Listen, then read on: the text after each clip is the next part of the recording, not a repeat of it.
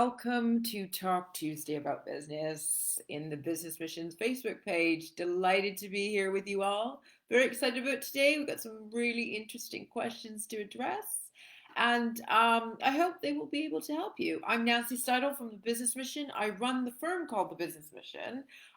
We are a consultancy firm which helps people start businesses, restructure business, which there's a lot of that out there right now. We do trademarking, legal, social media. We help you structure business so that you can get those clients to gravitate to you. And business is really easy. It's just us who complicate it. And if you put structure into your business, everything will fall nicely in place. Hello, Becky. Great to see you today. How's it going? I hope you're well. So we've got some really interesting questions today. It's a real mixed bag, actually. So I don't know. I thought, you know what? I'm just gonna throw it in the wind today. So the three questions we're gonna address today is it important to learn the process of your own business? Okay, is it important? This is really hard to understand. Some people don't, they go get people to do their whole business for them, and then they wonder where their business is gone. Okay, so we're gonna address that. Number two is what is a recommended way to stand out as a business? Oh, yes, it's very cold, Becky. It is coming into winter now. So bundle up, okay? And number three, what are the things you need to know when you invest overseas? I've just finished my final dissertation in my law degree. Hurrah, 3 years later. But one of my specialties in my international business law master's degree was investment finance and overseas investment. And it was very interesting because you don't really think about the things that are going on when you invest overseas. So you really got to tackle that and really understand what you're getting into when you go to another country. So let's get cracking. It's Talk Tuesday about business, 12 noon UK time, every single day, every Tuesday, sorry, not every day, but every Tuesday in the Facebook Business Missions page. I will be here with interesting topics on business, and hopefully it will be help you. Okay, so let's get cracking on. Is it important to learn the process of your own business? Well, of course, yes. As a business owner of your own business, if you intend to maximize the value creation and the customer satisfaction, then you have to get to know the key processes of your business. This is absolutely essential. However, once you do know them and have learned them, you must delegate. Okay, you are unable to do every single operation yourself, as some operations may require really highly skilled operatives, okay, that have more in-depth knowledge than you do, okay, and they are specialized in that, in that field, okay, and they will be able to direct you. I remember I used to own a jazz bar, and my father said to me, "Get behind the bar and pour a pint of beer." Okay, I know it seems like a really simple task, but I didn't know how to do that. I learned it, and then I passed it on, and I hired a bartender. Okay, but I knew how to do that, and then I would be able to lead him in order to do the task. Okay, learn how to do things first allows you to lead a better business as well. It's a bit like a child with a parent, okay? You aim to raise this child as much as possible, and when your child hits sort of year 3 or 4, then, a teacher, a kindergarten teacher will step in too, okay? With my clients in general, all my clients, is I teach them how to do business plans and teach them how to do strategies, okay? Like Einstein says, if you go catch a fish for somebody, you'll never teach them how to catch the fish. Okay, and I think it's more productive. I lead them and I guide them through a journey of doing a business plan with a business plan template. And once they've achieved that, they really understand the mechanics of their own business. Okay, so yes, a tool, strategy building to begin with. Always start with the root and put strategy in. So hopefully that will give you a little bit insight that you must learn the processes of your own business. Don't think you're going to set up business and get everybody else to run it. You must know, because you know what? They'll take it over you. And you've seen that in many situations. So be wise, learn all the structure, and then delegate. But you must learn all the processes in your own business. Okay? So it's Nancy Steidel from Talk Tuesday About Business, here every Tuesday, 12 noon UK time. And it's all about tips and business advices. So let's go on to the next question, which is, what is a recommended way to stand out as a business? Well, here it is, folks. This is the secret recipe. Are you ready for it? You must be authentic and genuine. 100%. Bam. Okay? The more unique you are, the better. I say this to my clients all the time. The weirder you are, the stranger you are, the different you are, the uniqueness you are, that is what is going to make you stand out. Be yourself. Don't be shy to do that, because that is the winning formula. Okay? Branding also is an emotion. Okay? Branding is an emotion. It's all about your audience and getting them to emotionally tap into your business. It's not about screaming, hey, here we are. It's about working silently and sacredly. And those who hear you and hear your calling and see you will find you. In order for a business to stand, it must come from the business owner itself.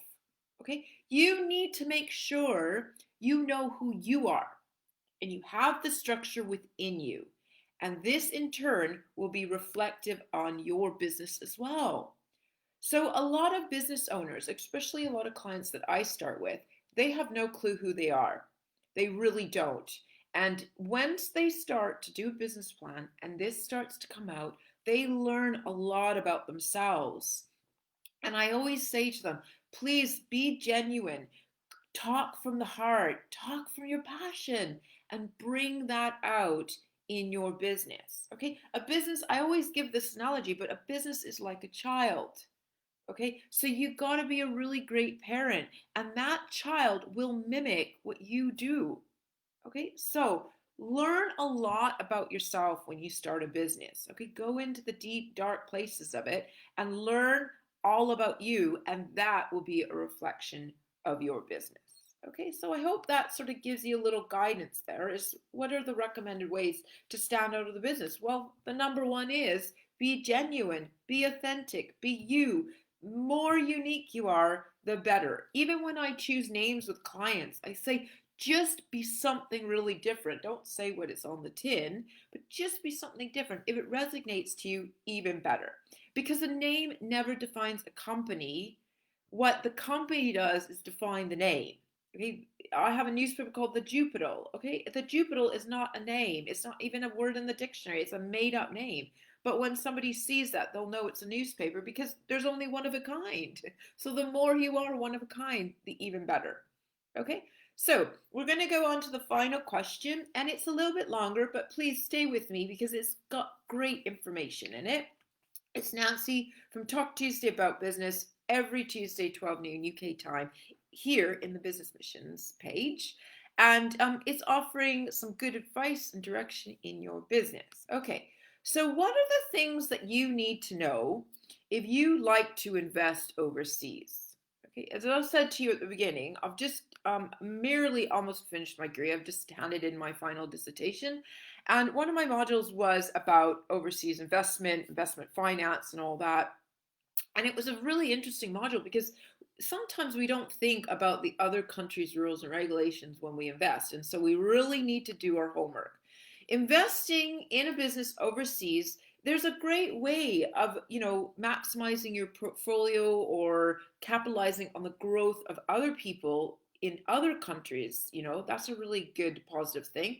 It's also, make sure that the chosen country that you're going through, you really understand the market, okay?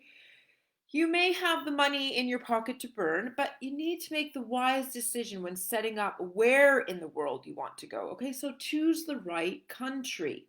When investing, it might think this is a really exciting prospect, but there's a really important rule here.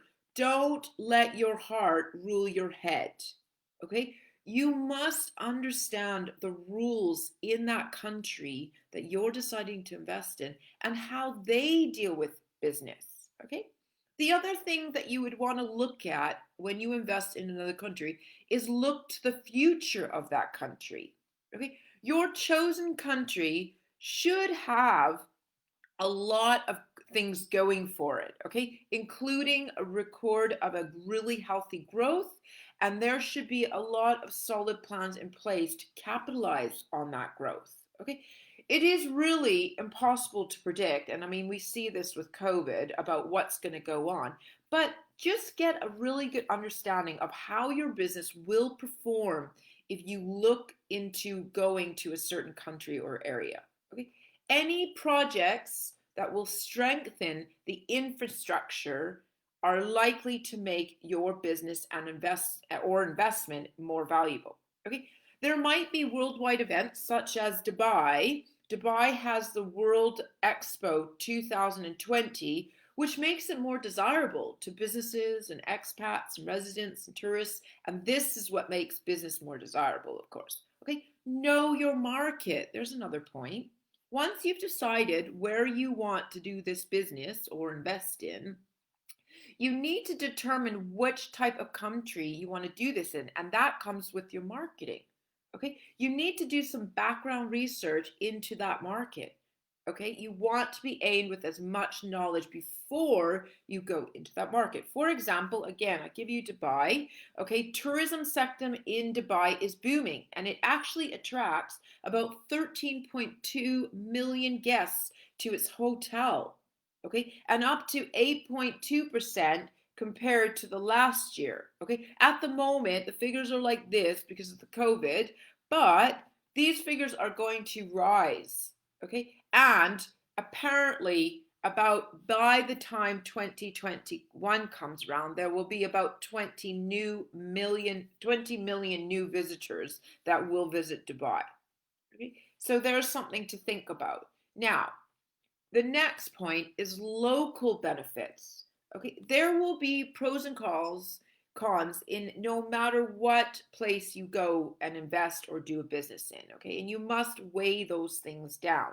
Okay, you should find out what kind of perks there are for you, especially also understand the pitfalls. Okay, I come back to UAB because that was a lot in my course, but the United Arab Emirates has anchored its domestic currency in the US, okay, attaching the dirham to the dollar. This means the value of the dirham doesn't change depending on what happens within the emirate, but instead is pegging on, linking to what happens to the US, okay? The link has the benefit of giving the dirham the strength and the ability of tracking the world's currency, which is particularly advantaged as the dollar against the currency, such as the euro and yen, make importing very cheap. Okay, so that's something you have to think. Again, here are some further points I've put together that you really have to look at before you go invest into this country. Okay, the rules and regulations pertaining to the entry and the operations of your business. Okay, the standard treatment of foreigners compared to the nationals of the host country. I'll give you examples shortly on that. The functioning of the local markets, the trade policy, okay, the facilitation of your business, such as promotions, incentives. For example, some countries set up special exporting process zones, which may be free of customer duties, or they might offer tax breaks for new investors, okay? Think also about the high national economy growth rate, the exchange rate, okay? The foreign exchange reserves held by the bank you might have there, okay? Additional to these general, sort of points, you must look at the economy policy environment, okay? So things like taxes on capital gains, stocks, the domestic accounting and disclosure systems, the speed and reliability of a dispute with anything in your business. okay, and the protection of the investor's rights. Now, here's a question for you. If you're investing overseas, I want you to think about this question. What factors would you evaluate if you were an investor or decided to set up a business in another country? Pretend you want to open, I don't know, a manufacturing plant to boost production of your wildly technology gizmo. Okay, what sort of criteria would you evaluate in determining where to invest?